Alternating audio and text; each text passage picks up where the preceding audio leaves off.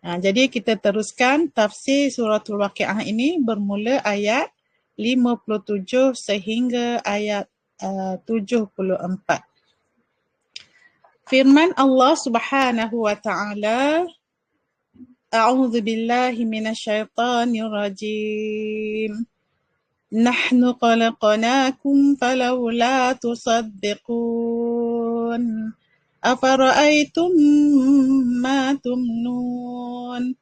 أأنتم تخلقونه أم نحن الخالقون نحن قدرنا بينكم الموت وما نحن بمسبوقين على أن نبدل أمثالكم وننشئكم فيما لا تعلمون ولقد علمتم النشأة الأولى فلولا تذكرون أفرأيتم ما تحرثون أأنتم تزرعونه أم نحن الزارعون لو نشاء لجعلناه حطاما فظلتم تفكهون إنا لمغرمون بل نحن محرومون أفرأيتم الماء الذي تشربون أأنتم أنزلتموه من المزن أم نحن المنزلون لو نشاء جعلناه أجاجا فلولا تشكرون أفرأيتم النار التي تورون أأنتم أنشأتم شجرتها أم نحن المنشئون نحن جعلناها تذكرة ومتاعا للمقوين فسبح باسم ربك العظيم. Sadaqallahul Azim.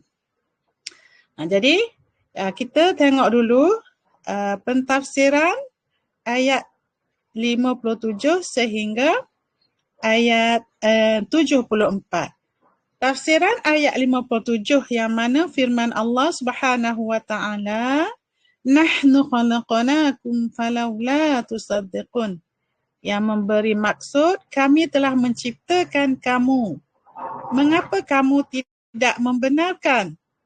Allah menyatakan bahawa kamilah, yakni Allah, yang telah menciptakan kamu iaitu manusia daripada tidak ada kepada ada.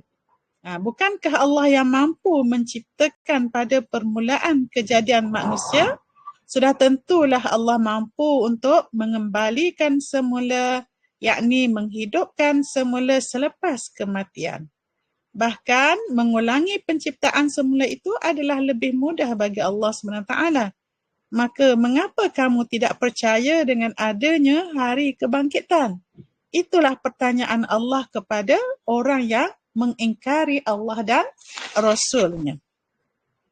Seterusnya ayat 58 yang berbunyi Afara'aitum ma tumnun, yang bermaksud mengapa kamu masih berdegil? Tidakkah kamu memikirkan keadaan air mani yang kamu pancarkan ke dalam rahim? Ini Allah bertanya, pernah atau tidak kamu perhatikan awal penciptaan manusia iaitu daripada nutfah, yakni air mani. Maka terangkanlah kepadaku tentang mani yang kamu pancarkan kepada isteri-isteri kamu. Itu ayat 58. Seterusnya ayat 59. Ayat 59.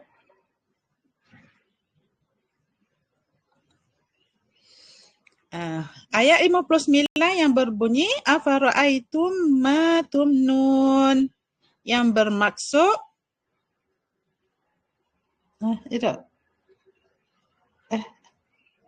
Afara'aitum ma tumnun tu Afara'aitum ma tumnun ayat 58 ni tak?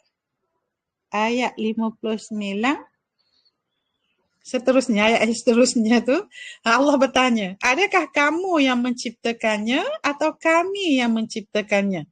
Jadi Allah tanya lagi, kamukah atau kamilah yang menciptakan mani itu, yang menetapkannya di dalam rahim, dan apa yang terjadi selepas itu, iaitu ia menjadi segumpal darah, lalu menjadi segumpal daging, dan seterusnya menjadi manusia.